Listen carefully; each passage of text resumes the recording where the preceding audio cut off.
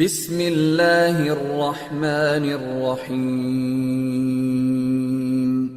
رب زدنی علما۔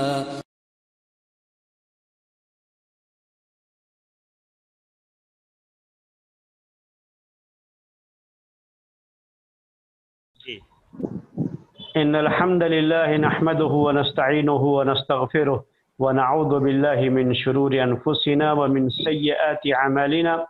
من يهده الله فلا مضل له ومن يضلله فلا هادي له وأشهد أن لا إله إلا الله وحده لا شريك له وأشهد أن محمدا عبده ورسوله يا أيها الذين آمنوا اتقوا الله حق تقاته ولا تموتن إلا وأنتم مسلمون يا أيها الناس اتقوا ربكم الذي خلقكم من نفس واحدة وخلق منها زوجها وبث منهما رجالا كثيرا ونساء واتقوا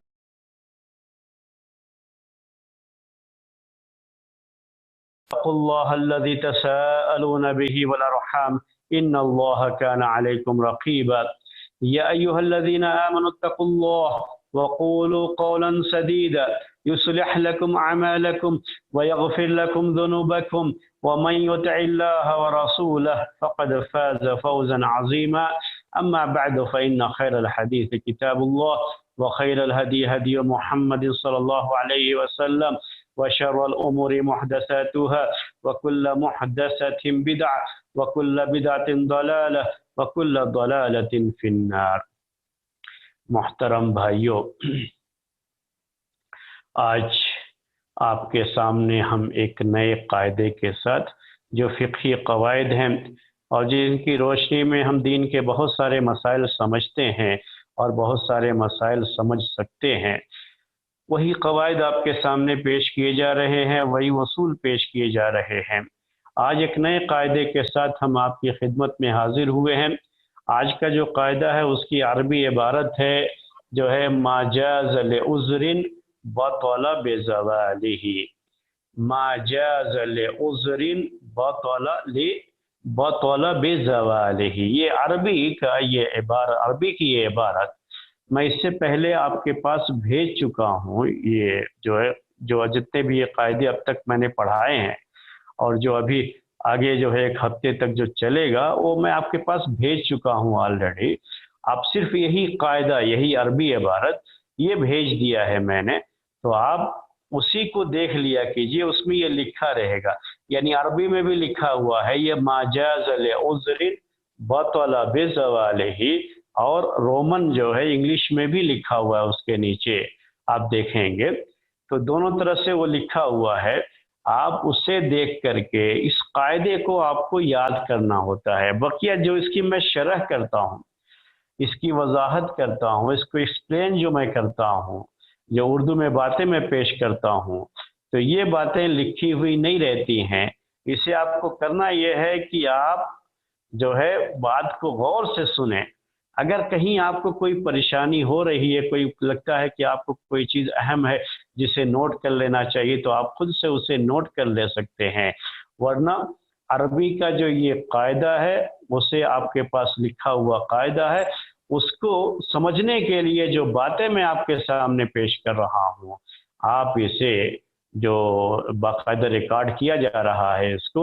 تو اس کا ریکارڈ آپ سن سکتے ہیں بعد میں بھی، تاکہ جو بات آپ نے سنی ہے، کچھ باتیں آپ کو یاد ہو گئی ہوں گی، کچھ باتیں ہو سکتا ہے کہ پورے طریقے سے یاد نہ رہیں، تو آپ بعد میں بھی اسے سن سکتے ہیں۔ تو اسے بار بار سن کر کے، قاعدہ عربی میں آپ نے وہ قاعدہ لیا، اس قاعدے کی جو بھی میں نے شرح کی آپ کے سامنے، اس کی وضاحت کی، اس کو ایکسپلین کیا، تو اسے آپ سنیے، سن کر کے آپ اسے ذہن میں لائیے کہ میں نے کیا کیا باتیں اس قاعدے کے بارے میں کہی ہیں، تو اس سے آپ کو وہ چیز سن کر کے یاد ہو جائے گی۔ بقیہ قاعدہ آپ کے سامنے لکھا ہوا ہے، چونکہ یہ عربی میں ہے تو یہ آپ کے لیے، اگر آپ سنیں تو پتہ نہیں صحیح طریقے سے آپ کے ذہن میں وہ بات آ پائے یا نہ آ پائے، اس لیے میں نے عربی کے یہ قاعدے لکھ کر کے بھیج دیے ہیں آپ کے پاس، تو آپ وہ قاعدے صرف رکھیے، اسی کو آپ کو یاد کرنا ہے، اور اس کا مطلب کیا ہے وہ جو اردو میں آپ مجھ سے سن رہے ہیں वही मतलब आपको जहन में रखना है, उसकी जो वजाहत है वो आपको जहन में रखना है, जिसे आप अगर एक मरतबा सुन करके नहीं पूरी बात जहन में आई तो दोबारा भी सुन सकते हैं, आप उसे रिपीट कर सकते हैं, क्योंकि इसे रिकॉर्ड भी करने का इंतज़ाम मौजूद है। रिकॉर्ड करके यूट्यूब वगैरह पर भी डाल देंगे हमारे भाई, तो उससे जो है आप या उनके पास से आप रिकॉर्ड ले सकते हैं इसका, तो आप सुन सकते हैं बार बार, कोई परेशानी इंशाअल्लाह आपको नहीं होगी। तो आज का जो कायदा है मैं फिर से अरबी में पढ़ता हूँ, उसको आप देख लीजिएगा, उस पेपर में जो मैंने भेजा था उसमें यह कायदा आपको लिखा हुआ मिल जाएगा। माजाज़ल उज़रिन बतौला बेज़वालिही,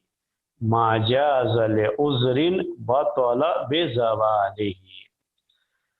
ये अरबी में है ये कायदा, जितने भी ये कायदे हैं, ये उसूल है ना, सब अरबी में ही जिक्र किए गए हैं, क्योंकि जो है जो है फील्ड के माहिर लोग थे, उन्होंने ये सारी बातें अरबी में ही जिक्र की हैं। तो और अरबी में मुख्तसर अल्फाज में इसको पेश किया जाता है, और उसका जो है उसके अंदर जो मीनिंग होती है ना, वो बहुत ज़्यादा होती है, इसीलिए उसको जो हम एक्सप्लेन करते हैं तो पूरा 1 घंटा हो जाता है। हालांकि वो छोटा सा एक टुकड़ा होता है अरबी का, इसको छोटा सा क्यों बनाया गया है, ताकि याद करने में आसानी हो,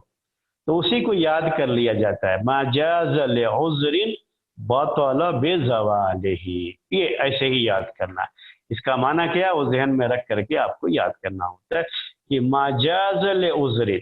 जो चीज़ किसी उज़्र से जायज़ हुई,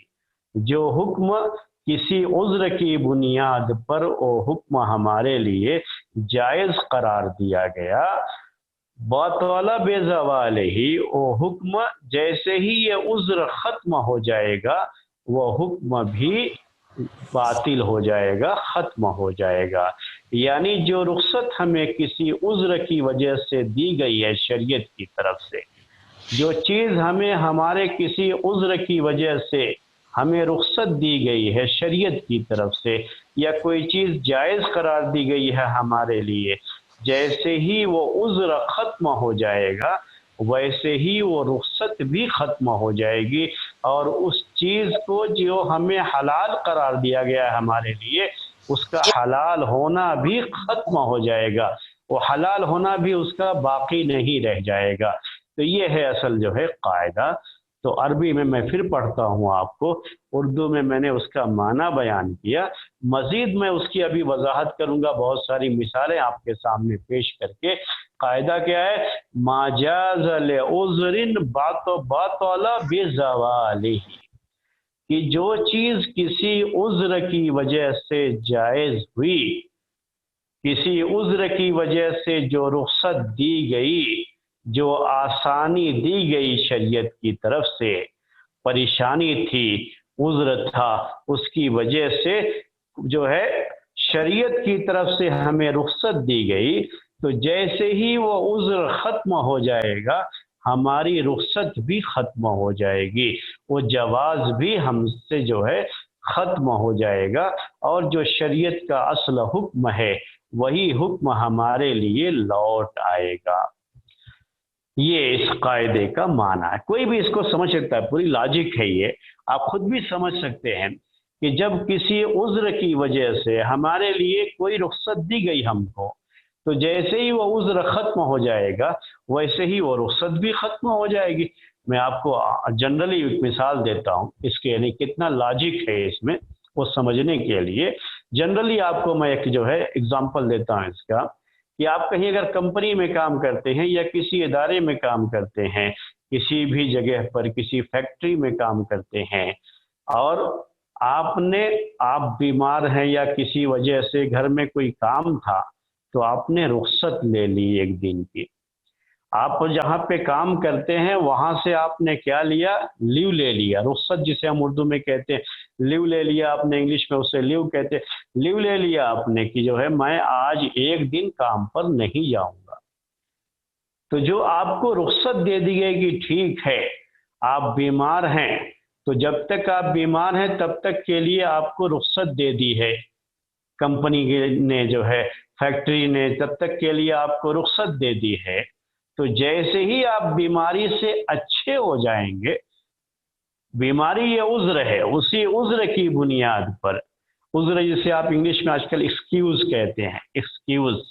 تو میں یہ الفاظ اس لیے بیان کر رہا ہوں کہ سمجھنے میں آپ کو آسانی ہو، ویسے اردو میں ہم لوگ عذر ہی کہہ لیتے ہیں۔ تو آپ کو کوئی ایکسکیوز تھا، کوئی عذر تھا، اس عذر کی بنیاد پر، اسی کے بیس پر آپ کو کمپنی سے یا فیکٹری سے رخصت دے دی گئی، آپ کو لیو دی گئی ہے کہ ٹھیک ہے جب تک آپ بیمار ہیں تب تک کے لیے آپ کو لیو ہے، چھٹی ہے۔ تو جیسے ہی آپ کی بیماری ختم ہو جائے گی، یہ آپ کا جو عذر ہے بیماری، جیسے ہی یہ عذر ختم ہو جائے گا اور آپ کی ہیلتھ واپس آ جائے گی، ویسے ہی آپ کی ڈیوٹی پھر سے شروع ہو جائے گی اور آپ کا جانا ضروری ہو جائے گا۔ تو جو ڈیوٹی آپ کی ہے کمپنی یا فیکٹری کی طرف سے، اور ڈیوٹی آپ پر پھر سے واجب ہو جائے گی، پھر سے آپ پر لاگو ہو جائے گی جیسے ہی آپ کی یہ بیماری ختم ہو جائے گی۔ تو آپ میری بات یہ سمجھ گئے ہوں گے میرے خیال میں، کہ یہ لاجک ہے، کوئی بھی اس بات کو سمجھ سکتا ہے۔ تو ایسے ہی شریعت کے ہمارے جو مسائل ہیں، ہمارے دین کے مسائل ہیں، تو دین کے ان مسائل میں بھی ایسا ہوتا ہے کہ بعض جو ہمارے اوپر واجبات ہیں، ڈیوٹیز ہیں، جو اللہ تعالیٰ کی طرف سے ہم پر لاگو کی گئی ہیں، عذر کی بنیاد پر، ایکسکیوز ہونے کی وجہ سے کبھی ہمیں رخصت مل جاتی ہے۔ تو جیسے ہی یہ ایکسکیوز ختم ہو جائے گا، یہ عذر ختم ہو جائے گا اور رخصت بھی ختم ہو جائے گی، اور جو اللہ تعالیٰ کی طرف سے اصل عبادت ہم پر فرض ہے، وہ عبادت کرنا پھر سے ہمارے لیے ضروری ہو جائے گا۔ یہی اس قاعدے کا مطلب ہے، جو بالکل لاجک ہے۔ یعنی ایسا ہے کہ جو ہے آپ کبھی بھی دنیا کے بھی جو مسائل ہیں، ان مسائل میں بھی آپ اس کو فٹ کر سکتے ہیں۔ جیسے میں نے آپ کو کمپنی اور فیکٹری کی ابھی جو ہے مثال دی، تو ما جاز لعذر، پھر سے عربی کی عبارت پڑھتا ہوں آپ کے سامنے، کیا کہا؟ ما جاز لعذر بطل بزوالہ، کہ جو چیز کسی عذر کی وجہ سے، کسی ایکسکیوز کی وجہ سے ہمارے لیے جائز قرار دی گئی، ہمارے لیے جائز ہوئی، مسلمانوں کے لیے جائز قرار دی گئی، اسلامی شریعت میں جائز قرار دی گئی، تو جیسے ہی وہ عذر ختم ہو جائے گا، وہ رخصت بھی ختم ہو جائے گی، اور جو ڈیوٹی ہے، جو واجب ہے، جو فرض ہے، وہ پھر سے واجب اور فرض لوٹ کر کے آ جائے گا، یا جو چیز حرام تھی لیکن ایکسکیوز ہونے کی وجہ سے ہمارے لیے وہ چیز حلال کی گئی، جائز قرار دی گئی ہمارے لیے وہ چیز ایکسکیوز کی وجہ سے، تو عذر کی وجہ سے جیسے ہی یہ عذر ہم سے ختم ہوا، ویسے ہی وہ چیز پھر سے ہمارے لیے حرام ہو جائے گی۔ تو میں اب اس کی مثالیں آپ کے سامنے پیش کرتا ہوں۔ تو سب سے پہلے تو ہم جو یہ ایک قاعدہ ابھی پیش کیا ہم نے کہ ما جاز لعذر بطل بزوالہ، جو ہم نے یہ قاعدہ آپ کے سامنے پیش کیا ہے کہ جو چیز عذر کی بنیاد پر جائز قرار دی گئی، جیسے ہی عذر ختم ہوگا وہ چیز بھی پھر سے اپنی جگہ پہ لوٹ آئے گی، یعنی جو رخصت تھی وہ رخصت ختم ہو جائے گی۔ اگر پہلے سے وہ چیز حرام تھی تو حرام رہے گی، اور اگر وہ چیز پہلے واجب اور فرض تھی تو پھر وہ چیز ہم پر واجب اور فرض ہو جائے گی۔ تو یہ قاعدہ ہے۔ ہم مثالیں بہت ساری آپ کو پیش کریں گے، دین کی مثالیں، جس سے مزید یہ قاعدہ آپ کو سمجھنے میں آسانی ہوگی۔ دیکھیے اس کے جو ہے، اس کی مثالیں جو ہے بہت زیادہ ہیں، یعنی عبادات میں بھی آپ کو مثالیں ملیں گی، اسی طرح سے جو ہے اس کی مثالیں جو ہے مسائل جو کہ جج کے مسائل ہوتے ہیں، یعنی ایک کہہ لیجئے کہ قضا کے مسائل ہوتے ہیں، یعنی کورٹ میں جاتے ہیں، اسلامی کورٹ میں، تو وہاں جو ہے اگر جج کے سامنے جو ہے کوئی اس طرح کی پریشانی تھی، عذر تھا، تو کوئی جو ہے اگر وٹنس ہے تو اس میں بھی اس طرح کی چیز آتی ہے۔ مثالیں جو ہے طرح طرح کی ہوں گی، ڈیفرنٹ ٹائپ کی مثالیں ہم آپ کے سامنے انشاءاللہ پیش کریں گے۔ مقصد یہ ہے کہ چیز آپ کو سمجھ میں اچھی طرح سے آ جائے۔ دیکھیے ہم جو ہے عبادات سے اس کی شروعات کرتے ہیں۔ آپ تیمم جانتے ہیں، تیمم، اگر کوئی آدمی اس کے پاس پانی نہیں ہے، اصل کیا ہے شریعت کے اندر کہ ہمیں وضو کرنا ہے، ہمیں غسل کرنا ہے، طہارت حاصل کرنا ہے نماز کے لیے، یہی اصل ہے۔ اور یہ فرض ہے یہ طہارت حاصل کرنا ہم پر، اللہ تعالیٰ کی طرف سے ہم پر یہ چیز کو فرض قرار دیا گیا۔ اب ایک شخص بیمار ہے جس کی وجہ سے وہ پانی استعمال نہیں کر سکتا، اگر پانی استعمال کرے گا تو اس کی بیماری بڑھ جائے گی یا جان جانے کا ڈر ہے، تو اب ہم کہیں گے کہ اس سے اب بیماری کی وجہ سے ایک عذر ہے، ایکسکیوز ہے اس کو، اور اسی عذر کی وجہ سے شریعت نے اس کے لیے جائز قرار دیا ہے کہ وہ تیمم کر کے نماز پڑھ لے۔ تیمم جائز ہے بیماری کی وجہ سے یا پانی نہ ہونے کی وجہ سے، تیمم اس کے لیے جائز قرار دیا گیا۔ اگر پانی نہیں ہے، پانی ہے تو غسل کرنا وضو کرنا ضروری ہے، پانی نہیں ہے تو کیا ہے، رخصت دی اللہ تبارک و تعالیٰ نے اس سلسلے میں، پریشانی ہے مشقت ہے تو آسانی پیدا کر دی۔ آسانی کیا ہے ہمارے لیے کہ ہم تیمم کر سکتے ہیں۔ اب تیمم کر کے نماز پڑھ لیا، تیمم کر کے نماز شروع کیا، نماز پڑھ لیا، ٹھیک ہے۔ اب اس کے بعد دوسری نماز کا وقت آ گیا۔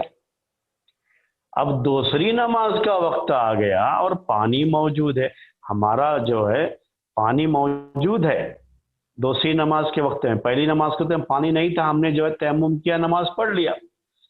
پانی موجود نہ ہونے کی مراد یہ نہیں کہ ہماری ٹنکی میں پانی نہیں ہے یا جو ہے پانی ختم ہو گیا ابھی جو ہے پانی چڑھانا ہے، وہ نہیں،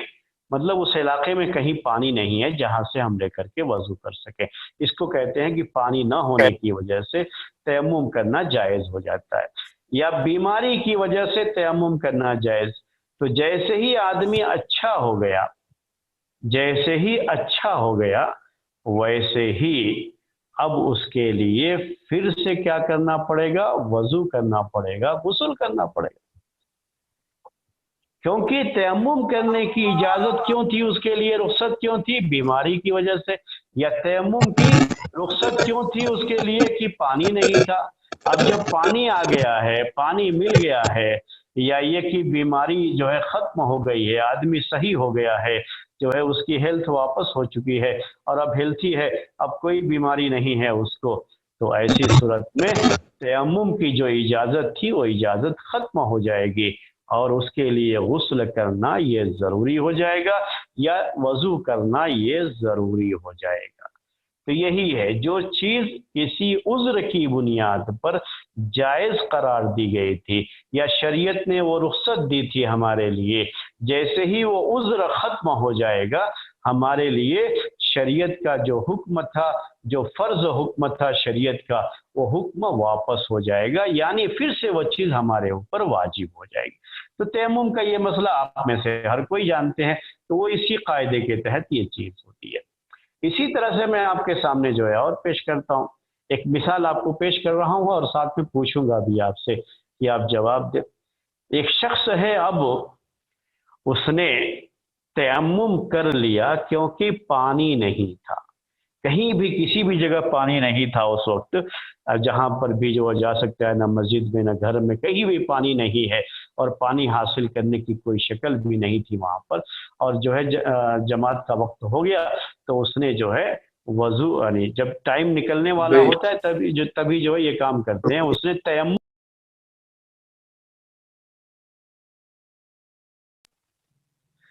اس نے کیا کیا ہے، تیمم کر کے نماز، پانی جو ہے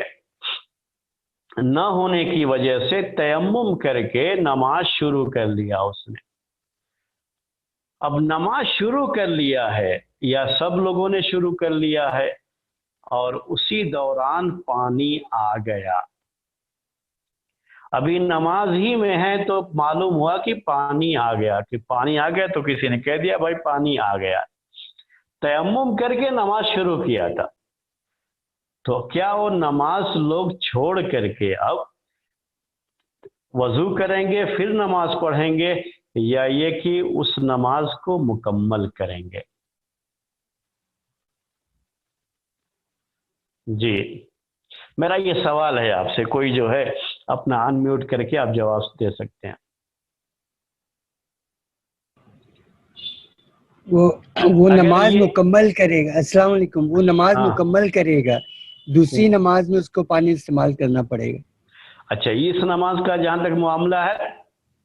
تو تو یہ کمپلیٹ نماز کرے گا، مکمل کر لے گا، کمپلیٹ کر لے گا۔ اب دوسری نماز کا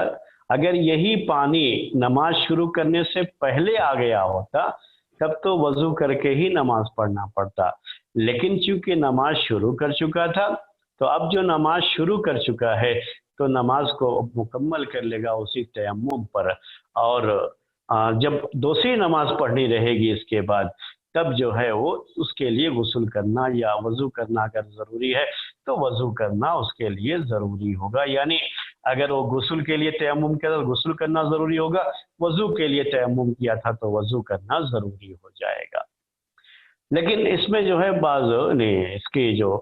ہمارے فقہی جو مذاہب ہیں، یعنی جو مشہور جو ہے فقہی مذاہب، فقہ حنفی، فقہ شافعی، فقہ مالکی اور فقہ حنبلی کہتے ہیں جسے، تو یہ چیز جو ہے احناف کے یہاں یہ چیز نہیں ہے۔ احناف کے یہاں کیا ہے کہ اگر نماز کی حالت میں بھی اگر پانی مل جاتا ہے، اس کو پتہ لگ جاتا ہے کہ پانی آ گیا، پانی جو ہے ابھی موجود ہے اور اب جو ہے وہ آسانی سے وضو کر سکتا ہے، تو اسے نماز توڑ کر وضو کرنا ہوگا اور نئے سرے سے نماز پڑھنی پڑے گی۔ احناف کے یہاں یہ مسئلہ ہے اس میں، لیکن جیسا آپ نے کہا تو دوسرے فقہا کے یہاں یہی مسئلہ ہے، اور یہ مسئلہ ہونے کی وجہ کیا ہے کہ جیسے اب یہ قاعدہ تھا جو ابھی ہم نے آپ کے سامنے پیش کیا، اس کو بھی آپ ذہن میں رکھیے، اس کے لیے ایک دوسرا قاعدہ بھی ہے۔ وہ قاعدہ یہ ہے کہ عربی میں یہ کہتے ہیں اس قاعدے میں کہ یغتفر فی البقاء ما لا یغتفر فی الابتداء، یغتفر فی البقاء یعنی کسی چیز کو باقی رکھنے میں معاف کر دی جاتی ہیں بعض چیزیں جو کہ شروع کرنے میں معاف نہیں کی جاتی ہیں۔ تو بعض چیزیں کیا ہوتی ہیں جب آدمی شروع کر چکا ہے، چلو آلریڈی یہ چیز ہو رہی ہے، تو اس میں کیا ہوتا ہے کہ تھوڑی چیزوں کو شریعت میں جو ہے نظر انداز کیا جاتا ہے، کچھ چیزوں کو معاف کر دیا جاتا ہے۔ تو یہ بھی اسی قبیل سے ہے کہ چونکہ نماز شروع کر چکا ہے اسی لیے اب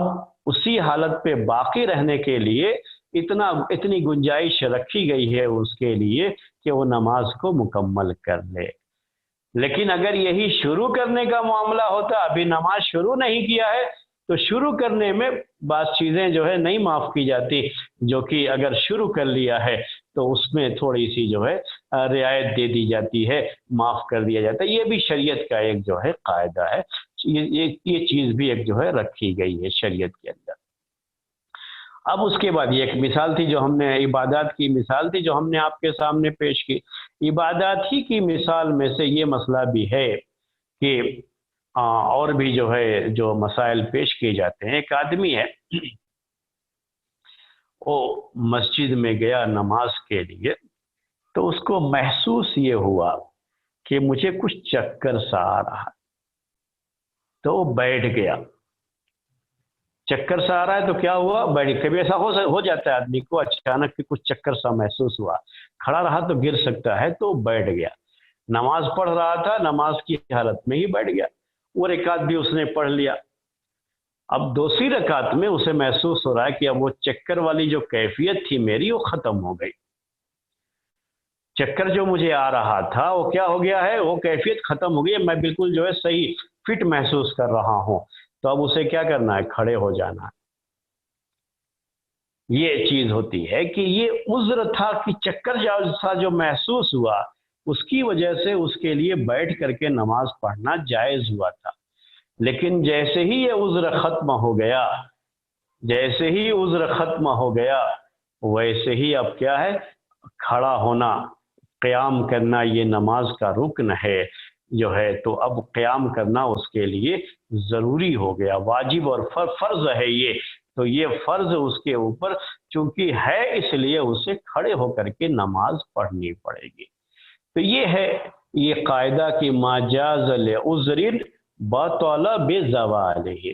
کہ کوئی بھی عبادت اگر کسی عذر کی وجہ سے ہمیں اس میں کچھ رخصت دی گئی تو جیسے ہی وہ عذر ختم ہوگا ویسے ہی ہمارے اوپر وہ جو حکم، اصل حکم تھا وہ لوٹ آئے گا اور وہ کرنا ہمارے لیے ضروری ہو جائے گا۔ رمضان کے مہینے میں اگر کسی نے سفر کیا تو اس کو رخصت دی گئی ہے کہ وہ اس وقت روزہ نہ رکھے، بعد میں قضا کر لے۔ اب جو ہے جیسے ہی وہ مسافر تھا، جیسے ہی گھر واپس آ گیا، اب اس کے اوپر روزہ رکھنا ضروری ہو جائے گا،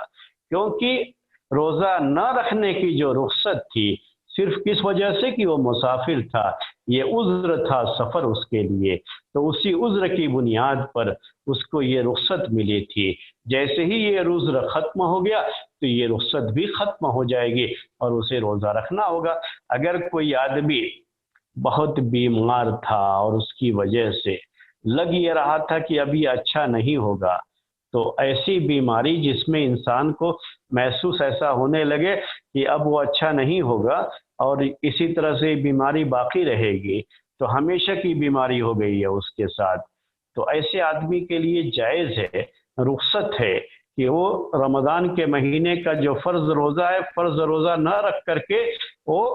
ایک مسکین کو ہر جو ہے روزے کے بدلے میں ایک مسکین کو کھانا کھلا دے۔ لیکن سمجھ رہے تھے ہم ایسے ہی کہ شاید اب یہ بیماری سے اچھا نہیں ہوگا، لیکن شفا تو اللہ تعالیٰ کے ہاتھ میں ہے، بیماری اور جو ہے صحت دینے والا تو وہ ہے، اللہ تعالیٰ نے اسے بالکل ہی صحت مند کر دیا۔ جو ڈاکٹر بھی نہیں سوچ پا رہے تھے لیکن وہ صحت مند ہو گیا۔ جب صحت مند ہو گیا تو یہ جو روزہ نہ رکھنے کی رخصت تھی اور ایک مسکین کو اس کے بدلے میں کھانا کھلانا، فدیہ دینے کی جو رخصت تھی، وہ رخصت ختم ہو جائے گی، اب اس کے لیے روزہ رکھنا ضروری ہو جائے گا۔ تو یہ ہے میرے بھائیوں جو ہے، تو لوگوں کو جو ہے یہ چیزیں جو ہے معلوم رہنی چاہیے۔ اسی طرح سے ابھی آج کل جو ہے اور بھی مسائل ہوتے ہیں، جیسے میں اب آپ کو جو ہے کچھ مسائل جو معاملات سے تعلق رکھتے ہیں، کچھ اس طرح کے مسائل آپ کے سامنے پیش کرتا ہوں، کچھ مثالیں آپ کے سامنے پیش کرتا ہوں جن کا تعلق معاملات سے ہے۔ جیسے اب ایک مسئلہ ہے کہ کسی شخص نے دوسرے کو پیسہ دیا کہ آپ جائیے میرے لیے یہ سامان خرید کر کے لائیے، وہ نہیں جا سکتا تھا تو اس نے اس کو جو ہے کہا کہ جائیے میرے لیے یہ سامان خرید کر کے لے کر کے آئیے۔ جب وہ گیا ابھی وہاں تک شاید ابھی سامان خریدا نہیں، اب آج کل کیا ہے، موبائل کا دور ہے، سامان ابھی خریدا نہیں ہے، تو اس نے فون کر کے کہہ دیا نہیں ابھی وہ سامان آپ مت خریدیے۔ اب یہ چیز جو اس کے لیے سامان خریدنا اس کے لیے جائز ہو گیا تھا، جو اس کا موکل تھا، اس کو موکل کہتے ہیں عربی میں، اور جو خریدنے کے لیے گیا سامان اس کو وکیل کہا جاتا ہے۔ تو یہ جو وکیل ہے جو دوسرے کا سامان خریدنے جا رہا تھا، اس کے لیے یہ چیز جائز تھی کہ وہ خریدے سامان، کیونکہ اس کو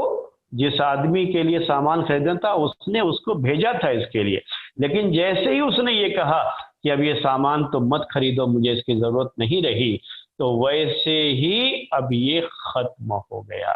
یعنی اب اگر وہ خرید لے گا وہ سامان تو ذمہ دار اس کا وہ خود ہوگا، یہ جو جس نے اس کو بھیجا ہے وہ اس کا جو ہے ذمہ دار نہیں ہوگا۔ تو یہ چیزیں ہیں، کچھ اس طرح کی جو ہے باتیں ہوتی ہیں جس کا جو ہے یہ خیال کرنا ہوتا ہے۔ اسی سے تعلق رکھتا ہوا جو ایک تعلق ہے، اسی سے جو ہے اس کی مثال اور آپ کے سامنے پیش کر دوں۔ عورت ہے، اگر اس کے شوہر کا انتقال ہو جائے تو اس کو عدت میں رہنا پڑتا ہے۔ اس کو کہتے ہیں عدت المتوفی عنہا زوجہا، کہ جس عورت کے شوہر کا انتقال ہو جائے، اب یہ عورت بیوہ ہو گئی تو اس کے لیے عدت گزارنی ہوتی ہے اپنے شوہر کی وفات کے بعد 4 مہینہ 10 دن۔ اگر وہ پریگننٹ نہیں، اگر پریگننٹ ہے یعنی حمل سے ہے، تو جب تک بچہ پیدا نہیں ہوتا تب تک اس کو عدت میں رہنا پڑتا ہے۔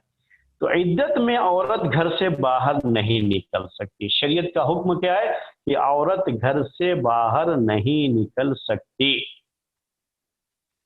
ٹھیک ہے؟ عدت کے دن ہے، گھر سے باہر نہیں نکل سکتی۔ اب جو ہے عورت کے کھانے پینے کا کوئی نظم نہیں ہے وہاں پر، یا یہ عورت اس کے لیے کمانے یعنی کھانے پینے کے لیے کمانے کا کوئی ذریعہ نہیں، وہ خود کماتی تھی، کہیں نوکری کرتی تھی، نوکری پیشہ تھی یہ عورت، اور کوئی اور کمانے والا نہیں ہے، اس کے پاس اتنا پیسہ بھی نہیں ہے کہ عدت کے ان دنوں میں وہ اپنا جو ہے وہی پیسہ کھا لے اور بعد میں پھر کام کرے گی، اور جب اس کے لیے باہر نکلنا جائز ہو جائے گا، تو ایسی صورت میں یہ کیا ہو گئی، ایک مجبوری ہو گئی۔ تو یہی شریعت کا مسئلہ ہے کہ جہاں مجبوری ہو جاتی ہے وہاں شریعت کی طرف سے رخصت آ جاتی ہے، جہاں مشقت اور پریشانی ہوتی ہے وہاں شریعت کی طرف سے رخصت آ جاتی ہے۔ تو یہاں اللہ تعالیٰ کی طرف سے، شریعت کی طرف سے اس کے لیے رخصت ہے کہ اب وہ کمانے کے لیے جا سکتی ہے عدت کے دنوں میں، یہ مجبوری ہے، اس مجبوری کی وجہ سے باہر نکل سکتی ہے، جائز ہے اس کے لیے باہر نکل سکتی ہے۔ وہاں سے ہم لوگ کا پڑھائی ہو رہا ہے، بات سمجھ میں آ گئی آپ کو؟ تو یہ باہر نکل سکتی ہے۔ اب یہ باہر نکل کے جا رہی تھی، کام کر رہی تھی اپنا جو ہے، اور ساتھ میں جو ہے اس کے گھر کا خرچہ چل رہا تھا، اس کے جو ہے روزی روٹی کا مسئلہ حل ہوا اس کے ذریعے سے۔ لیکن اب کیا ہوا اس کے بعد کہ اس کی یہ مجبوری ختم ہو گئی۔ مطلب کیا ہے کہ کوئی ایسا شخص جس نے اس کے خرچے کی ذمہ داری لے لی کہ ہم اس کا خرچہ جو ہے دیں گے، اور جو ہے اس کو کمانے کی اب کوئی ضرورت نہیں رہی، ہم خرچہ دیں گے، تو اس کی ضروریات یا اس کے خرچے کا انتظام ہو گیا، یا یہ کہ اس کا کوئی ایسا رشتہ دار جیسے اس کا اپنا بیٹا ہی ہو، بیٹا جو ہے اس کا پتہ نہیں تھا وہ آ گیا، اب بیٹے نے کہا کہ میرے پاس پیسے ہیں میں آپ کے اوپر خرچ کروں گا، اب جو ہے اس کی وہ مجبوری باہر نکلنے والے ختم ہو گئی۔ تو جیسے ہی یہ مجبوری ختم ہو گئی، عدت کے بقیہ دن وہ اسی گھر میں رہ کر کے گزارے گی، اور باہر نکلنا جو اس کے لیے جائز قرار دیا گیا تھا، رخصت دی گئی تھی، اب وہ رخصت ختم ہو جائے گی۔ یہی اس قاعدے کا مطلب ہے کہ جو چیز کسی عذر کی بنیاد پر جائز قرار دی گئی، جیسے ہی وہ عذر ختم ہوگا ویسے ہی پھر سے جو ہے حکم واپس آ جائے گا، اور یہ جو رخصت دی گئی تھی یہ رخصت جو ہے ختم ہو جاتی ہے۔ اب اس کے بعد جو ہے آپ کو اور مثالیں آپ کے سامنے پیش کرتے ہیں۔ رمضان کے مہینے میں لوگ اعتکاف کرتے ہیں، تو مسجد میں جا کر کے اعتکاف کیا، اعتکاف میں بیٹھ گئے، اعتکاف میں بیٹھ جانے کے بعد اب کیا ہے، اس کو وہاں مسجد سے باہر نہیں نکلنا ہوتا ہے، لیکن انسان کی جو بنیادی ضرورت ہے، بنیادی ضرورت سے مراد کیا ہے کہ جیسے کھانا پینا یہ اس کی بنیادی ضرورت ہے، ایسے ہی نیچرل جو کال ہے استنجا، یہ جو ہے اس کی بنیادی ضرورت ہے۔ اگر مسجد میں اس کا انتظام ہے ٹوائلٹ وغیرہ کا، تو مسجد میں ہی وہ کیا کرے گا، اپنی یہ ضرورت پوری کر لے گا، مسجد سے باہر نکلنا اس کے لیے جائز نہیں ہے۔ لیکن اگر مسجد میں اس کا یہ انتظام نہیں ہے تو اب وہ باہر نکل کے جا سکتا ہے اپنی اس ضرورت کے لیے، نیچرل کال کے لیے۔ اسی طرح سے اگر مسجد میں اس کے لیے کھانے کا انتظام نہیں ہے اور کوئی کھانا لا کر کے دینے والا بھی نہیں ہے وہاں پر، اب اس کے لیے اب کھانا ضروری ہے، یہ انسانی ضرورت ہے، یہ کھانا جو ہے اور پانی ضرورت ہے اس کی، تو اب کھانا لانے والا بھی کوئی نہیں ہے، اور مسئلہ یہ بھی ہے کہ وہاں مسجد میں بھی کھانے کا کوئی انتظام نہیں ہے، اب مجبوری ہے، بھوکا تو نہیں رہ سکتا، تو اب وہ جا کر کے ہوٹل میں کھانا کھا کر کے آ جائے گا، یا ہوٹل سے کھانا خود جا کر کے پارسل لا کر کے کھا لے گا، یا اگر گھر سے ہے تو گھر سے کھانا لا کر کے خود کھا لے گا، یہ اس کے لیے جائز ہو جائے گا۔ یہ کیا ہے، مجبوری، اس کو کہتے ہیں عذر تھا، تو اب یہ اس کے لیے جائز ہوا۔ اب ایک ٹائم کا کھانا اس سے جا کر کے ہوٹل سے لا کر کے کھانا پڑا، کیونکہ اس وقت اس کے لیے وہاں کھانے کا کوئی انتظام نہیں تھا، لیکن دوسرے ٹائم کھانے کا انتظام ہو گیا، گھر سے کھانا لانے والا کوئی ہو گیا، یا یوں کہہ لیجئے کہ کسی نے کھانا لا کر کے دے دیا، یا کسی اور نے کھانا گھر سے نہیں، اس کے کسی اور نے لا کر کے کھانا دے دیا، یا مسجد میں کوئی شخص آیا، اس سے اس نے کہا کہ بھائی آپ میرے لیے کھانا لے کر کے آ جاؤ، اور اسے پتہ ہے کہ یہ آدمی آسانی سے جا کر کے کھانا لے کر کے آ جائے گا، برا اس کا کچھ نہیں مانے گا، کوئی پریشانی کی بات نہیں ہوگی، تو جب انتظام کوئی ہو گیا، عذر اس کا جاتا رہا، تو اب اس کے لیے اس کام کے لیے مسجد سے باہر نکلنا جائز نہیں ہوگا، صحیح نہیں ہوگا، رخصت کیا ہو گئی اس کی، ختم ہو گئی۔ اسی طرح سے اور بھی جو ہے مسائل ہوتے ہیں۔ اگر کوئی شخص مسلمان ہوا، اسلام قبول کیا، ابھی اسے کچھ نہیں پتا ہے، سورہ فاتحہ اسے یاد نہیں ہے ابھی تک، سورہ فاتحہ کے بغیر نماز نہیں ہوتی، سورہ فاتحہ پڑھنا ضروری ہے نماز میں، لیکن ابھی تو اس کو یاد نہیں ہے، اسے دیکھ کر کے پڑھنا بھی نہیں آتا ہے اور یاد بھی نہیں ہے اس کو، ابھی مسلمان ہوا ہے تو وہ نماز پڑھے گا۔ ابھی اس کے لیے عذر ہے، چونکہ ابھی اس نے سیکھا نہیں ہے اور اتنا وقت بھی نہیں کہ وہ سیکھ سکے، تو نماز پڑھے گا بغیر سورہ فاتحہ کے، اور اس کی نماز بغیر سورہ فاتحہ کے صحیح ہو جائے گی۔ لیکن جیسے ہی اسے اب یہ جو موقع ہے، فوراً اس کو سیکھنا ہے، یاد بھی کرنا ہے سورہ فاتحہ، یا جیسے ہی سورہ فاتحہ کر لیا اس نے، تو اب یہ عذر ختم ہو گیا۔ اب اگر بغیر سورہ فاتحہ کے وہ نماز پڑھے گا تو نماز نہیں ہوگی اس کی۔ تو یہی اس قاعدے کا مطلب، یہی اس قاعدہ جاننے کا فائدہ یہی ہوتا ہے۔ یعنی آپ یہ کہیں، اب سوال کریں گے آپ جو ہے کہ سوال اب کیا ہے ہمارا، کہ کسی نے کر دیا کہ بھائی وہ کہہ رہے ہیں آپ کے جو ہے ابھی مسلمان ہوا ہے، سورہ فاتحہ اسے یاد نہیں ہے، تو اس کی نماز ہو جائے گی بغیر سورہ فاتحہ کے، آپ کہاں سے یہ بات کہہ رہے ہیں؟ تو یہ قواعد جو ہے نا، یہی دلیل بنتے ہیں سب کے لیے۔ جو قواعد میں کیا بات ہے، المشقت و تجلب التیسیر، میں نے ایک جو بڑا قاعدہ تھا وہ آپ کے سامنے پیش کیا کہ پریشانی یہ آسانی کا سبب بنتی ہے۔ نماز پڑھنا اس کے اوپر فرض ہے، نماز کے پورے ارکان اگر بجا لانا ممکن نہیں ہوتا ہے تو جتنے کی طاقت ہوتی ہے اتنا کرنا ہوتا ہے۔ کھڑا ہونا یہ بھی، قیام کرنا یہ بھی رکن ہے جو ہے نماز کے اندر، لیکن طاقت نہیں ہے تو بیٹھ کے پڑھتا ہے۔ تو یہ جو ہے عذر کی وجہ سے، مشقت یا پریشانی کی وجہ سے جو ہے کوئی واجب اور فرض چیزیں یہ ساقط ہو جاتی ہیں انسان کے اوپر سے، اور جیسے ہی وہ عذر ختم ہو جائے گا پھر سے اس کے اوپر وہ چیز واجب ہو جائے گی۔ تو جتنا جو ہے ٹائم لگ رہا ہے اس کو یاد کرنے کا، تب تک کے لیے اس کو رخصت ہے، اور جیسے ہی اس کو سورہ فاتحہ یاد ہو گئی، اب اگر بغیر سورہ فاتحہ کے وہ نماز پڑھے گا تو اس کی نماز نہیں مانی جائے گی۔ اسی طرح سے جو ہے میں آپ کو جو ہے اور بھی جو ہے کچھ مثالیں دیتا ہوں۔ ایک آدمی جو ہے اس کے پاس کوئی کپڑا نہیں ہے، گھر کے اندر ہی آپ سوچ سکتے ہیں اس کو، باہر تو نہیں رہے گا، کوئی کپڑا نہیں ہے اس کے پاس، بالکل ننگا ہے، گھر کے اندر ہے۔ نماز کے لیے سطر چھپانا ضروری ہوتا ہے، اس کے بغیر نماز پڑھے گا تو نماز نہیں ہوگی۔ اب یہ آدمی اس کے پاس کچھ نہیں ہے، عذر ہے، اس کے پاس کوئی کپڑا ہے ہی نہیں، اس لیے گھر سے باہر نکلا بھی نہیں، گھر کے اندر ہی پڑا ہوا ہے۔ کبھی کبھی ایسے حالات ہو جاتے ہیں کہ انسان کے پاس جو ہے کوئی کپڑا ہی نہ ہو، گھر کے اندر ہے اور کوئی کپڑا نہیں ہے۔ اب کیا ہے، نماز اسی حالت میں پڑھ لے گا، اس کی نماز ہو جائے گی۔ لیکن جیسے ہی اس نے کہا کسی کو کپڑا لانے کے لیے، کپڑا لا کر کے اس کو دے دیا گیا، اب جو ہے نماز کا وقت آئے گا تو بغیر کپڑے کے نماز پڑھے گا تو جائز اس کے لیے نماز نہیں ہوگی، کیونکہ جس عذر کی بنیاد پر اس کے لیے یہ چیز صحیح ہوئی تھی، اب وہ عذر ختم ہو گیا تو اب یہ رخصت بھی اس کے لیے ختم ہو گئی ہے۔ میں ابھی آپ کو جو ہے کہہ رہا تھا جو ہے جو ججمنٹ وغیرہ کے مسائل ہوتے ہیں، اسلامی جو ہے کورٹ کے جو مسائل ہوتے ہیں، اس میں سے آپ کو ایک مثال دیتا ہوں کہ کبھی ایسا ہوتا ہے کہ وٹنس جو ہوتا ہے، قاضی جج کے پاس کوئی مسئلہ گیا، اس مسئلے کے لیے جو وٹنس ہے، جو خود اس کا گواہ ہے، وہ موجود نہیں ہے، گواہ ہے وہ موجود نہیں ہے،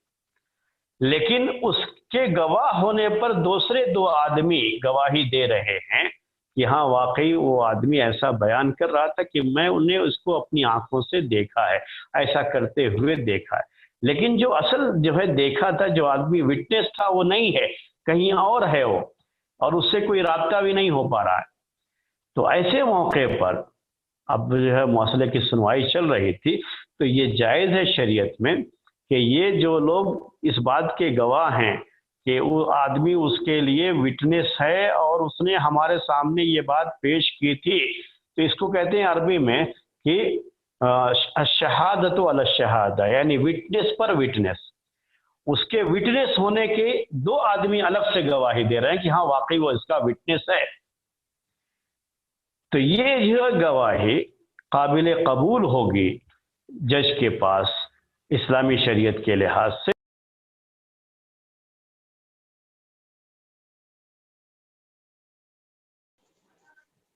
شیخ آپ میوٹ ہیں، انمیوٹ کر لیجئے۔ تو میں آپ سے کہہ رہا تھا کہ جب ایسا کوئی موقع آتا ہے کہ جو اصل وٹنس ہوتا ہے وہ نہیں ہے، وہ موجود نہیں ہے،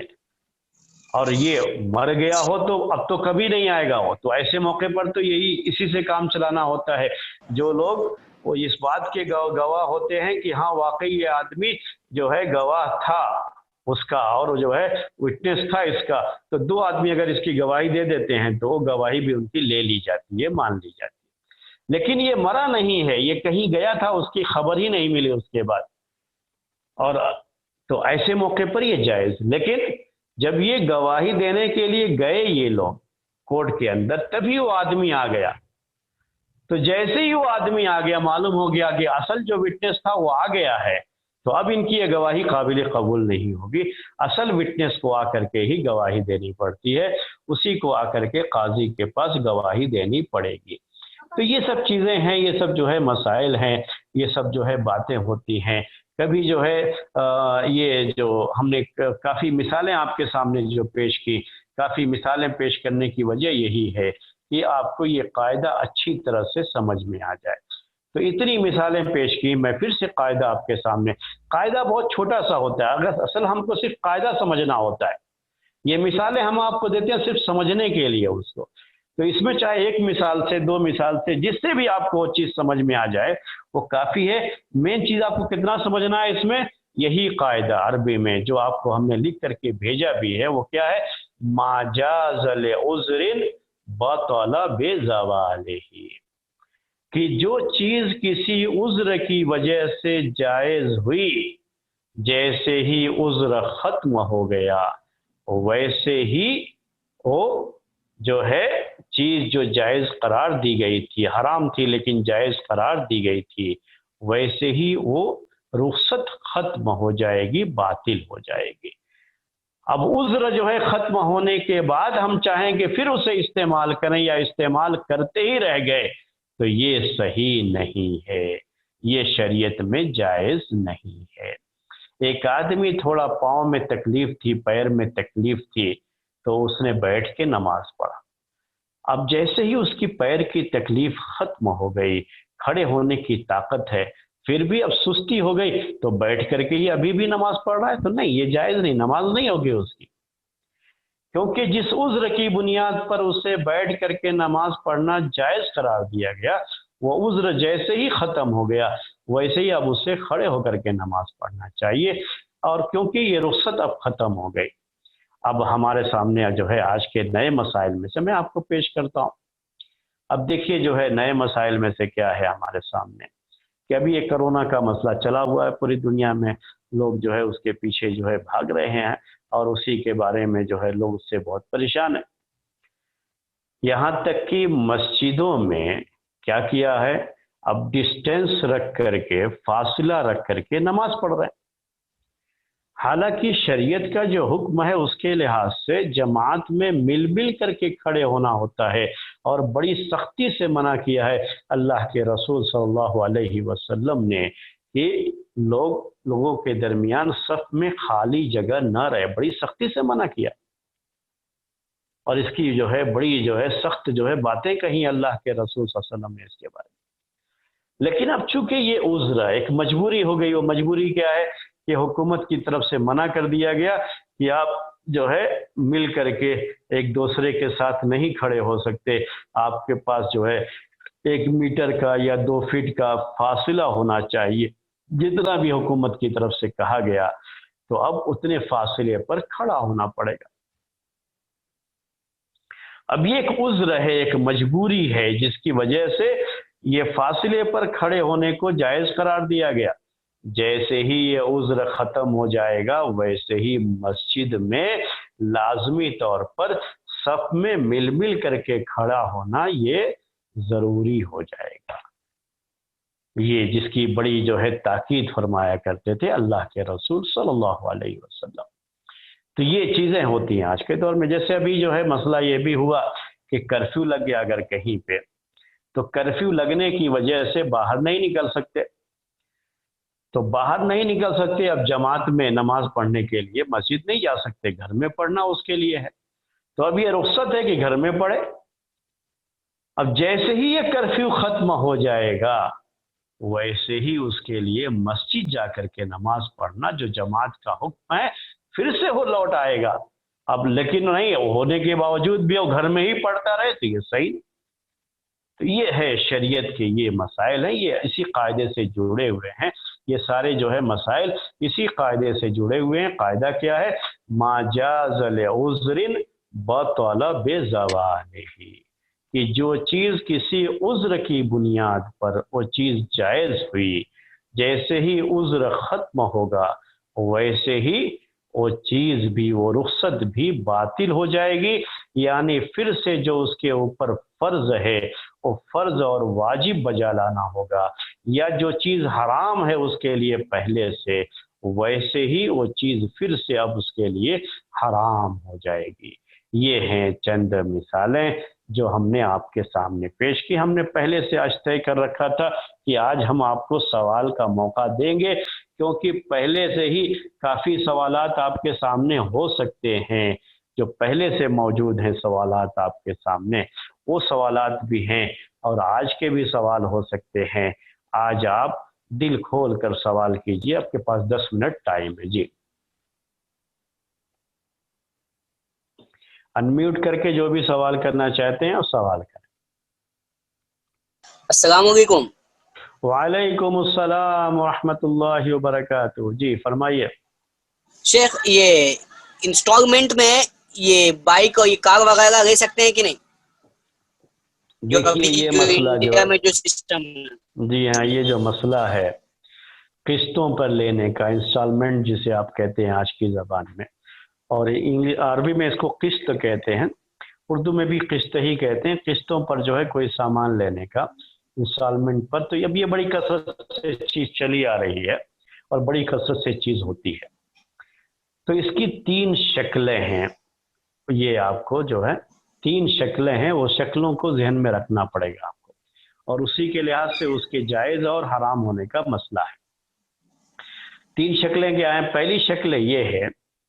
کہ یہ جو انسٹالمنٹ ہوتا ہے یہ تھرڈ پارٹی کی طرف سے ہوتا ہے. میں آپ کو اس کی جو ہے مثال دیتا ہوں تو سمجھنے میں آپ کو آسانی ہوگی. کہ جیسے کوئی کمپنی ہے جو ہے ایکسس کی ہو یا جو ہے ایکٹیوا ہے، تو ان کی جو ہونڈا کمپنی ہے یا کوئی اور کمپنی ہے، جو کمپنی ہے، کمپنی نے اس کا ایک ریٹ رکھا ہے کہ 60,000 روپے آپ جو ہے شو روم سے یہ گاڑی آپ لے سکتے ہیں. اب 60,000 روپیہ اس کی قیمت ہے، تو کمپنی کی یہ قیمت ہے. اب اس کے بعد ایک فائنانس کمپنی ہے. فائنانس کمپنیاں بہت ہیں جو ہے ہندوستان میں. تو فائنانس کمپنی یہ جو ہے اصل جو کمپنی ہے ہونڈا کمپنی، وہ نہیں دے رہی ہے اپنی طرف سے انسٹالمنٹ آپ کو، ایسی کوئی چیز نہیں دے رہی، بلکہ یہ جو تھرڈ پارٹی، اسی کو تھرڈ پارٹی کہتے ہیں. آپ خرید رہے ہیں تو آپ ایک پارٹی ہو گئے، کمپنی جو ہے ایک دوسری پارٹی ہو گئی. یہ تھرڈ پارٹی ہے جو فائنانس جو ہے کر رہی ہے، اس کو جو ہے پیسہ دے رہی ہے. تو یہ تھرڈ پارٹی کیا کرتی ہے کہ 60,000 روپے جو اس کی قیمت ہے وہ کمپنی کو فوری طور پر ادا کر دیتی ہے. مختلف جو ہے فائنانس کمپنیاں ہیں، متوت ہے، مختلف جو ہے ہندوستان میں فائنانس کمپنیاں موجود ہیں، وہ کرتی رہتی ہے. اب اس کے بعد کیا کرنا ہے؟ انسٹالمنٹ جو آپ کو جو دینا ہے نا، وہ اس کو دینا ہے، فائنانس کمپنی کو دینا ہے. یہ آپ کو جو ہے 65,000 دینا پڑے گا، 65,000 کس کو؟ یہ فائنانس کمپنی کو، جبکہ فائنانس کمپنی نے اس کو 60,000 جو ہے پے کیا ہے. لیکن یہ انسٹالمنٹ کی جو سہولت آپ کو دی گئی، جو فیسلٹی دی گئی اس کی طرف سے، اس کے بدلے میں یہ 5,000 زیادہ آپ سے لے رہی ہے کمپنی. اصل کمپنی نہیں، یہ فائنانس کمپنی لے رہی ہے. تو بالاتفاق اہل علم کے بالاتفاق، یہ سب کا یہ متفق علیہ قول ہے، اس میں کسی کا اختلاف نہیں ہے کہ یہ حرام ہے. یہ کیا ہے؟ حرام ہے۔ یہ جو فائنانس کمپنیاں ہوتی ہیں ان کا پورا معاملہ کیا ہوتا ہے؟ انٹرسٹ پر ہوتا ہے، اور یہ انٹرسٹ والی کمپنیاں ہوتی ہیں، اور اسی وجہ ان کا پورا دھندا یہی ہے، تو ان کا بیچ میں کود پڑنا، اس کی وجہ سے یہ چیز حرام ہو جاتی ہے۔ دوسری شکل اس کی کیا ہے کہ کمپنی خود آپ کو یہ سہولت دے رہی ہے، کوئی تھرڈ پارٹی نہیں ہے۔ جیسے کوئی شو روم ہے، کسی جو ہے یعنی فریج ہے یا بڑے بڑے سامان وہاں پر بکتے ہیں، کمپنی شو روم ہے، کمپنی کے سامان ہوتے ہیں، وہ شو روم ہے، اور وہ جو ہے لوگوں کی سہولت کے لیے کیا کرتے ہیں؟ انسٹالمنٹ پر سامان دیتے ہیں تاکہ لوگ آسانی سے خرید، لوگوں کی صرف آسانی بس، اور کچھ نہیں ہے اس میں۔ یعنی اس کی قیمت اگر 20,000 ہے فریج کی، تو 20,000 ہی میں آپ کو دیتے ہیں، اس میں کوئی فرق نہیں کرتے قیمت میں بھی۔ لیکن دکان والا کیا کر رہا ہے؟ آپ کو انسٹالمنٹ کی سہولت دے رہا ہے کہ تاکہ آپ اس کی دکان سے زیادہ سامان خریدیں، آسانی سے خرید لیں گے آپ اس کی دکان سے، کہ آپ 5-5 ہزار مہینے بھرتے رہیے، اور 20,000 کی یہ جو ہے فریج ابھی لے کر کے چلے جائیے، کوئی بات نہیں۔ تو یہ سب کے یہاں جائز ہے، کیونکہ یہ انسٹالمنٹ جو ہے یہ کیا ہے؟ صرف ایک سہولت ہے، ایک فیسلٹی ہے جو کہ خریدنے والے کو دی گئی، کسٹمر کو اپنی طرف مائل کرنے کے لیے، کسٹمر کو اپنی دکان کی طرف کھینچنے کے لیے اس طرح کی دکان، اس طرح کی جو ہے سہولتیں اور فیسلٹیز تاجر لوگ، بزنس مین لوگ دیتے رہتے ہیں، اس میں کوئی حرج کی بات نہیں، جائز ہے، یہ سب کے یہاں یہ جائز ہے۔ تیسری شکل ہے وہ یہ ہے کہ دکان کا مالک وہ انسان، اس میں بھی تھرڈ پارٹی نہیں، بس 2 ہی پارٹی رہیں گے، خریدنے والا، بیچنے والا۔ لیکن بیچنے والا کیا کرتا ہے کہ یہی گاڑی جو 60,000 کی قیمت ہے اس کی، اگر آپ ابھی پورا پیسہ ادا کر دیں گے، یعنی فل پیمنٹ دے کر کے آپ اسے خریدنا چاہتے ہیں، تو آپ کو 60,000 میں وہ کار یہ جو ہے وہ بائک آپ کو دے دے گا، کمپنی وہ دے دے گی آپ۔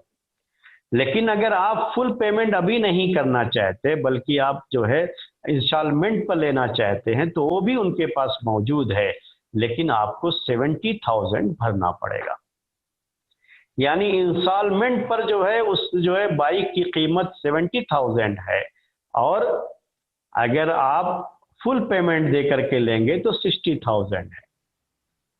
وہ دکاندار خود ہی یہ جو ہے کہہ دیتا ہے، خود اس کے یہاں یہ چیز ہے، یہ کوئی تھرڈ پارٹی نہیں ہے اس میں۔ یا فریج آپ لینے گئے ہیں دکان سے، تو دکان کا مالک، یعنی آج کل بہت ایسا ہوتا ہے کہ جو ہے آپ فل پیمنٹ دے دیں گے تو آپ کو سستے میں دیں گے، 60,000 میں دیں گے یا 25,000 میں دیں گے، اگر آپ انسٹالمنٹ پر لیں گے تو 30,000 میں دیں گے آپ کو، کیونکہ ان کا اس میں جو ہے تھوڑا فائدہ ہوتا ہے اس طرح سے۔ تو یہ جو تیسری شکل ہے، اسی میں اختلاف ہے۔ اختلاف کیا ہے کہ جو ہے عام طریقے سے علماء حنابلہ، جو سعودی کے علماء ہیں، یہ لوگ جو ہے اس کو جائز قرار دیتے ہیں، لیکن شیخ البانی رحمۃ اللہ علیہ نے اس کو حرام قرار دیا ہے کہ یہ بھی سود کی ایک شکل ہے، ایک حدیث کی وجہ سے جس میں اس کی صراحت ہے کہ اللہ کے رسول صلی اللہ علیہ وسلم نے اس سے بھی منع فرمایا ہے۔ تو وہ حدیث صحیح ہے، اور شیخ البانی رحمۃ اللہ علیہ اسی حدیث کی بنیاد پر اس کو جائز نہیں سمجھتے ہیں، اور اس کو بھی حرام قرار دیتے ہیں۔ لیکن عام طریقے سے آپ فتوے پڑھیں گے جو لوگوں کے، تو لوگوں کے فتوے جو ہے اس کے جائز ہونے کے ہیں، کیونکہ یہ لوگ اس کو جائز جو ہے، علماء حنابلہ کے فتوے عام طریقے سے آپ کو ملیں گے انٹرنیٹ وغیرہ پہ، اور وہ لوگ اس کو جائز قرار دیتے ہیں۔ تو یہ تھی 3 اس کا جو آپ نے سوال کیا نا، تو اس میں یہ ڈیٹیل تھی، اور پیش کرنا پڑا مجھے، تو ٹائم کافی لگ گیا اسی میں۔ اور کوئی سوال ہو تو کر سکتے ہیں جی۔ ہاں جی بولیے، اور کوئی صاحب کوئی سوال ہو تو آج کے درس کا، یا اس سے پہلے جو درس ہو چکا ہے، جو آپ کا سوال تھا لیکن ٹائم ہو گیا تھا، اس لیے جو ہے اس میں جو سوال کرنے جواب دینے کی گنجائش نہیں تھی، میں نے کہا تھا نوٹ کر کے رکھ لیجئے۔ آج آپ سوال کیجئے، وہ جو بھی سوال ہے آپ کا، کوئی مسئلہ نہیں، میں بھاگوں گا نہیں سوال سے، آپ سوال کیجئے آرام سے۔ جی ہاں جی ہاں بولیے۔ کسی دن آپ نے حمل ساقط کرنے کے بارے میں کہا تھا کہ مثال پوری نہیں ہو پائی تھی۔ ہاں جی جی ہاں بولیے۔ جو ہے حمل ساقط کرنے کا جو معاملہ ہے، جو پریشانی کی بات جو اس میں ہوتی ہے نا، کہ اس کے لیے پہلی چیز کیا ہے کہ ڈاکٹر کے پاس، ڈاکٹر اور جو یہ مسلم ڈاکٹر ہونا چاہیے جو اس پر ہم اعتماد کر سکیں، جس کا آخرت پر ایمان ہو صحیح سے، کہ اگر کچھ غلطی کرے گا تو آخرت میں اس کو جواب دینا ہوگا، ورنہ آج کل بہت سارے مسلمان بھی پیسے کمانے کے لیے کچھ بھی کرتے رہتے ہیں ڈاکٹر جو ہے۔ یہ میں کہہ رہا تھا آپ سے کہ اگر جو ہے حمل ساقط کرنے کا یعنی ابارشن کرانے کے تعلق سے جو مسئلہ ہوتا ہے، اگر یہ ڈر ہے کہ عورت جس کا حمل ٹھہرا ہوا ہے اس کے لیے پیدائش کی اتنی پیچیدگی ہو سکتی ہے، اتنی مشقت اور پریشانی ہو سکتی ہے کہ اس کے جان جانے کا ڈر ہے، تو ڈاکٹر اگر یہ بات کہہ رہا ہے کہ اس کے جان جانے کا ڈر ہے تو یہ مجبوری ہو گئی، اسی کو کہتے ہیں مجبوری۔ تو مجبوری میں کیا ہے، جان جانے کا ڈر ہوتا ہے یا کوئی عضو جو ہے یا جو ہے انسان کی زندگی جو ہے بیکار ہو جائے بالکل اس کے بعد، تب بھی جو یہ بات رہتی ہے کہ اب یہ مجبوری ہے، اس مجبوری کی وجہ سے اس کے لیے ابارشن کرانا ضروری ہو جاتا ہے، لیکن یہ ڈاکٹر مجبوری واقعی ہے، اس کو ڈاکٹر ہی بتائے گا تو یہ اس کے لیے رخصت ہو جاتی ہے، ورنہ ابارشن کرانا یہ کیا ہے، گویا کہ ہم بچے کو قتل کر رہے ہیں، جائز نہیں ہے اسلام میں، یہ جو ہے صحیح نہیں ہے اسلام میں یہ، تو اس مجبوری کی وجہ سے جائز ہو جاتا ہے، رخصت ہو جاتی ہے یہ۔ میں آپ کو اس کے پہلے دوسری ایک مثال دے رہا تھا، وہ مثال جو ہے وہ یہ تھی کہ جو ہے ابھی بچہ ابھی جو ہے حمل ٹھہرا نہیں ہے لیکن بچہ پیدا ہوا ہے، ابھی چھوٹا بچہ ہے، دودھ پی رہا ہے، اس کی دیکھ بھال کرنا ہے عورت کو، اور اگر ابھی حمل ٹھہر جائے تو پھر وہ پیٹ میں بھی بچہ اور یہ بچہ بھی، تو دونوں کی دیکھ بھال جو ہے ذرا اس کے لیے مشکل ہو سکتی ہے ابھی اس کی جو تربیت وغیرہ کے لحاظ سے، تو اس کے لیے یہ چاہتے ہیں شوہر اور بیوی کہ 2 بچوں کے درمیان مناسب گیپ رکھیں، یعنی 2 سال 3 سال، تاکہ تھوڑا یہ بچہ جو ابھی ہے وہ تھوڑا بڑا ہو جائے اور تھوڑا جو ہے اس کی جو ہے اتنی جو ہے تھوڑا اس کو بھی شعور آ جائے تو دوسرے بچے کے لیے آسانی رہے گی اس کی تربیت کے تعلق سے، اس کی دیکھ بھال کے تعلق سے۔ تو اس مقصد کے لیے اگر کوئی ایسا ذریعہ اپناتے ہیں سورس جس سے حمل نہ ٹھہرے اور وہ جائز ہونا چاہیے، یہ بھی یاد رہے کہ وہ جائز سورس کیا ہونا چاہیے، جائز سورس ہونا چاہیے، تو یہ کیا ہے، جائز ہے، حمل نہ ٹھہرنے کے لیے اگر ایسا کرتے ہیں تو جائز ہے۔ اس کے پہلے جو قاعدہ ہم نے بیان کیا تھا آپ کو، تو اس قاعدے کے لحاظ سے اس کی مثال میں نے اس کے پہلے جو قاعدے بیان کیا نا، اس میں میں نے اس کو بھی ذکر کیا تھا، تو اس میں کوئی مسئلہ نہیں ہے، ایسے موقع پر وہ چیز جائز ہوتی ہے اس کے لیے، لیکن یہ کیا ہے، حمل نہ ٹھہرے اس کے لیے وہ کچھ جو ہے جو اس کے جو ہے سورسز ہوتے ہیں، لیکن وہ سورس جائز ہونا چاہیے، اس کے استعمال کر سکتے ہیں جس میں کوئی نقصان نہیں ہوتا، کوئی پریشانی نہیں ہوتی، اور آگے چل کر کوئی پریشانی نہیں ہوگی حمل وغیرہ کو لے کر کے، ڈاکٹر جو ہے بتاتا ہے یہ سیف ہے، اس میں کوئی مسئلہ نہیں ہے، تو ایسا کوئی ذریعہ اپنا سکتے ہیں۔ جی ہاں، اور کوئی سوال؟ السلام علیکم شیخ۔ وعلیکم السلام۔ ایک سوال تھا کہ آپ نے کہا تھا کہ اگر عورتی ڈاکٹر ہے، لیڈی ڈاکٹر ہیں، تو عورت کو چاہیے کہ انہی سے علاج کرائے، مرد ڈاکٹر کے پاس نہ جائیں، مگر کبھی دیکھا گیا ایسا ہے کہ 2-3 لیڈی ڈاکٹر ہیں مگر وہ اتنا اسپیشلسٹ نہیں ہے، اور اگر ان کے سے علاج کراتی ہیں تو نقصان بھی ہو سکتا ہے، تو کیا وہ مرد ڈاکٹر کے پاس سب سے پہلی بات وہی جو ہے، اس کے لیے ہم نے وہ آپ کو یہ بھی بتایا تھا، یہ کنڈیشن بھی بتائی تھی کہ جس بیماری کا علاج کرانے جا رہی ہے عورت، وہ اس بیماری کا علاج وہ عورت اچھی طرح کر سکتی ہے، لیڈی ڈاکٹر کر سکتی ہے، اس کے پاس ہے وہی صلاحیت جو ہے، کر سکتی ہے، وہ کرتی بھی ہے، پھر بھی وہ مرد کے پاس جائے تو صحیح نہیں۔ لیکن اگر جو ہے جس بیماری کا علاج کرانا ہے، اس بیماری کے علاج کے لیے لیڈی ڈاکٹر کوئی مناسب نہیں ہے اور جینٹس ڈاکٹر ہی اس کے لیے ہے، تو وہاں پھر مجبوری ہے، وہ جا سکتی ہے۔ تو یہ بات ذہن میں رہے، میں نے کب کہا یہ، جب وہ لیڈی ڈاکٹر بالکل پرفیکٹ ہے اس علاج کے لیے، کوئی مسئلہ نہیں ہے، اور وہ لوگ اس کے پاس علاج عورتیں کرا بھی رہی ہیں دوسرے، تو خامخواہ اس کو چھوڑ کر کے کسی جو ہے جینٹس کے پاس جانا یہ صحیح نہیں ہے۔ معمولی سردی بخار تو کوئی بھی ڈاکٹر جو ہے دوا دے دیتا ہے نا اس کی، تو اب لیڈی ڈاکٹر ہے تو جو ہے عورت کو چاہیے کہ لیڈی ڈاکٹر کے پاس ہی جائے اس کا علاج کرنے کے لیے، اور خاص طریقے سے ایسی چیزیں جس کا تعلق جو ہے ان کی جو ہے سے پرائیویٹ پارٹ سے ہوتا ہے عورتوں کے، ایسی کسی چیز کے علاج کے لیے تو ان کو مردوں کے پاس نہیں جانا چاہیے، عورتوں کے پاس ہی جانا چاہیے۔ اگر کوئی بھی لیڈی ڈاکٹر موجود ہے اس کے پاس ہی جانا چاہیے۔ جی ہاں، جزاک اللہ۔ ہاں یا اور سنائیے۔ السلام علیکم۔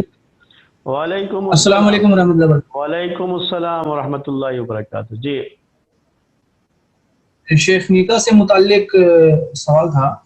کس سے متعلق؟ جیسے کہ ایک نکاح سے متعلق۔ جی ہاں ٹھیک ہے۔ ہاں ایک بولیے۔ بھائی ہے میرے ایک بھائی ہے، دینی اعتبار سے بھائی ہے، اور ان کی بڑی بہن کافی عمر ہو گیا ہے، جی ہاں، اور گھر کا مسئلہ ہے کہ گھر ان کے پاس جو ہے کافی چھوٹا ہے، جس وجہ سے وہ نکاح نہیں کر، یعنی بہن جو ہے بڑی ہے، بڑی ہے ان سے، اور ان کا نکاح نہیں ہوا۔ اچھا، تو بہن وہ ابھی چاہ گھر میں رہے ہیں کہ رہتی ہے پہلے بہن، اور گھر چھوٹا جی جی ہے جس کی وجہ سے وہ شادی نہیں کر رہے ہیں، یہ کہنا چاہ رہے ہیں آپ؟ جی جی، مطلب وہ چاہ رہے ہیں کہ پہلے بہن کا شادی ہو جائے نہیں، اور اصل پھر وہ میں نکاح۔ میں کیا ہے آپ کو بتاؤں، جو ہے یہ اصل میں نکاح اور طلاق کے جو مسائل ہے نا، اس کو بھی ہمیں جو درست اس کے بھی جو ہے سننے چاہیے۔ انشاءاللہ ہمارا بھی ارادہ ہے نکاح کے مسائل کا آگے جو ہے پیش کرنے کا، شاید لنک آپ لوگوں تک بھی پہنچے اس کا۔ تو یہ جو ہے یاد رکھیے کہ نکاح جلدی کرنے کی ہدایت اللہ کے رسول صلی اللہ علیہ وسلم نے دی ہے۔ یہ ہدایت ہے کہ یا معاشر الشباب من استطاع منکم الباءۃ فلیتزوج، نوجوانوں جس میں سے تم میں سے جس کو بھی جو ہے طاقت ہے شادی کی، اسے جو ہے شادی کر لینا چاہیے، اس کو خواہ ٹالنا نہیں چاہیے، اس سے بہت برائیاں پیدا ہوتی ہیں۔ اب یہ ہمارا ہندوستانی سماج ہے، ہمارا اس ملک کا سماج ہے، یہ جو اسلامی نہیں ہے، غیر اسلامی سماج ہے، یہ غیر اسلامی جو ہے ریت اور رواج ہے یہ، کہ کیا سمجھتے ہیں گھر کے لوگ کہ جب تک لڑکیوں کی شادی نہیں ہو جاتی تب تک لڑکے کی شادی نہیں کریں۔ تو یہ غلط چیز ہے نا، غلط بات ہے نا، یہ جس کا بھی رشتہ ہو جاتا ہے اس کو شادی کر لینی چاہیے۔ ابھی جس کا رشتہ نہیں ہو پایا، مقدر نہیں ہوا اس کے لیے، تو ٹھیک ہے، اس کے لیے ہم جو ہے وہ تو پریشانی ہے، مجبوری ہے کہ ابھی رشتہ ہی نہیں ہو رہا ہے، رشتہ ہو تو اس کی بھی شادی ہو گئی ہوتی۔ تو ایک کا اگر رشتہ نہیں ہوا تو اس کی وجہ سے دوسرے کو کیوں روکا جائے، کیوں پریشان کیا جائے اس کو، اس کے حق میں جو شریعت کا حکم ہے اسے کیوں نہ بجا لایا جائے۔ تو ہمارے یہ جو ہے نا غلط یہ رسم و رواج ہے یہاں کا، اور یہ خالص جو ہے یہاں کی تہذیب کا حصہ ہے، یہاں کا رسم و رواج ہے، اسلام کا اس سے کوئی تعلق نہیں ہے۔ اسلام میں تو یہ ہے کہ بڑے بھائی کے ہوتے ہوئے چھوٹا بھائی شادی کر سکتا ہے، بڑی بہن کے ہوتے ہوئے چھوٹی بہن شادی کر سکتی ہے اگر وہ شادی کی عمر کو پہنچ گئے ہیں، اور جو ہے اسی طرح سے بہن کے ہوتے ہوئے بھائی بھی شادی کر سکتا ہے اگر بہن کا رشتہ ابھی نہیں ہوا ہے اور بھائی کی عمر ہے اور جو ہے وہ شادی اس کی جو ہے کرنے کی طاقت بھی ہے تو اس کو شادی کر لینی چاہیے۔ اس کی وجہ سے شادی ٹالنا یہ صحیح نہیں ہے۔ جی شیخ، یہاں پہ ہمارے ہندوستانی سماج میں جوائنٹ فیملی میں رہ کر جو بے پردگی ہوتی ہے، اور اس میں سے کچھ لوگ الگ سے کرائے پہ الگ سے گھر نہیں لے سکتے، کیا یہ مجبوری کے ضمن میں داخل ہے؟ تو ایسے موقع پر جب آپ کہیں گے کہ استطاعت نہیں ہے، تو استطاعت نہیں ہے تو پھر اس کو روزہ رکھنا ہے، تو اب وہ یہ کیا ہو گیا کہ مجبوری ہو گئی، تو اب کیا ہے اس کو کہ ابھی شادی نہیں کرے گا مجبوری کی وجہ سے۔ جب اس کے پاس اتنی استطاعت ہو جائے گی کرائے پر گھر لے کر کے اپنی بیوی کو رکھ سکتا ہے وہاں پر، تب وہ شادی کر لے گا۔ جی ہاں، بات آپ کی صحیح ہے۔ یعنی جو جوائنٹ فیملی میں جو بے پردگی کا مسئلہ آتا ہے کہ دیور بھی گھر میں ہے اور بھی باقی رشتہ دار دوسرے بھی گھر میں ہوتے ہیں تو اس میں بے پردگی ہوتی ہے، اس کی وجہ سے جب تک اس کے پاس اتنی طاقت نہ ہو جائے کہ وہ کرائے پر گھر لے سکے تب تک وہ جو ہے اس حدیث کے ضمن میں نہیں آئے گا۔ جی ہاں، تو اس کے لیے ڈیلے کرنا جائز ہوگا، کوئی حرج نہیں ہے۔ جی ہاں،